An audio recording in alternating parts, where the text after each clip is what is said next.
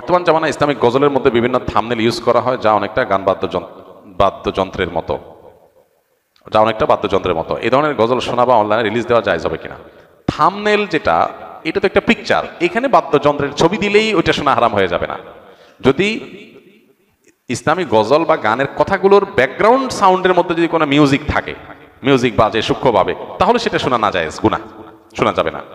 থাম্বনেলের মধ্যে ছবি কি দিচ্ছেন না দিচ্ছেন, থাম্বনেলে একটা তবলার ছবি দিয়ে দিলেন, কিন্তু ভিতরে প্লে করার পরে ভিডিওটা স্মুথ একদম খালি গলা গাওয়া হয়েছে, সেখানে কোনো মিউজিক্যাল ইনস্ট্রুমেন্ট ব্যবহার করা হয়নি, তো এটা হারাম হবে কেন?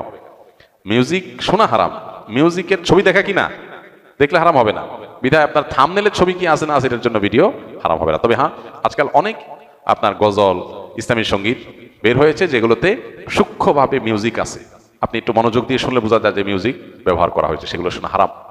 এগুলো আপনার খুবই সূক্ষ্মভাবে মানুষকে হারামের দিকে নিয়ে যায়। আমরা হয়তো ইসলামের কথা শুনে, আল্লাহর কথা শুনে, কোরআন হাদিসের কথা শুনে, ভালো কথা শুনে আমরা এগুলোকে শুনি, কিন্তু নিজের অজান্তে আমি হারামে লিপ্ত হয়ে যাচ্ছি। এগুলোর আমাদের সতর্ক থাকতে হবে। ফ্রেশ খালি গলা গাওয়া হয়েছে এবং সেখানে মিউজিকের কোনো ইনস্ট্রুমেন্টের ব্যবহার করা হয় নাই, শুধু সেগুলো আপনি শুনতে পারবেন। আল্লাহ আমাদেরকে আমাদের তৌফিক দান করুন।